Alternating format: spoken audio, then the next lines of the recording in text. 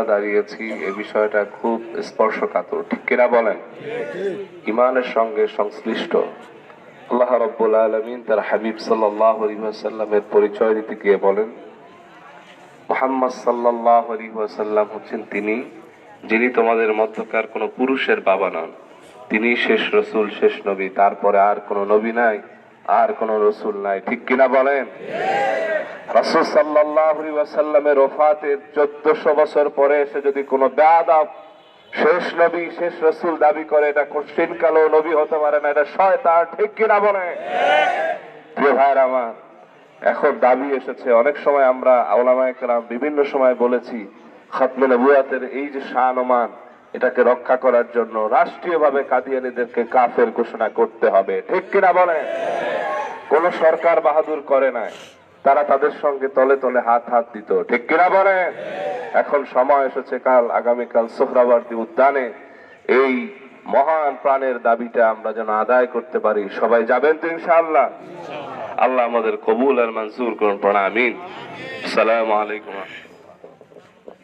সকলে একবার তাকবীর দেন।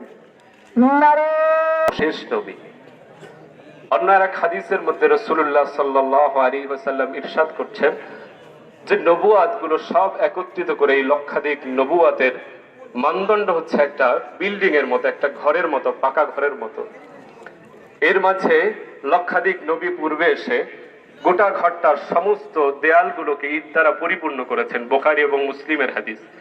রাসূলুল্লাহ বলছেন, আমি হচ্ছি সেই নবী যেই ঘরটার মাঝে সমস্ত ঘরের দেয়ালগুলো সব আটা শেষ হয়ে গিয়েছে, এক জায়গা থেকে একটা ইট মাত্র বাকি আছে। আমি রসুল হচ্ছি সর্বশেষ সেই ইট, সর্বশেষ নবী এবং রসুল।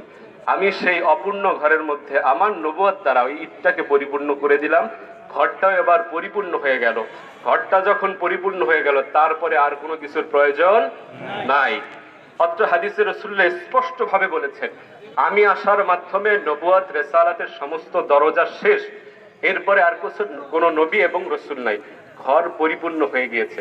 এরপরে ঘরে বসবাস করার জন্য জরুরি একটা প্রয়োজন হচ্ছে বাথরুম, ঠিক কিনা? রাসূলুল্লাহ সাল্লাল্লাহু আলাইহি ওয়াসাল্লাম আসার পরে ঘর পরিপূর্ণ হয়ে গেছে, একটা বাথরুম প্রয়োজন। কেন বললাম বাথরুমের প্রয়োজন? সর্বশেষ এই যে ভারতে কাদিয়ান নামক অঞ্চলে যে গোলাম আহমদ কাদিয়ানি নিজেকে নবী দাবি করেছেন, ইনি এর সর্বশেষ পরিস্থিতি কি হয়েছে?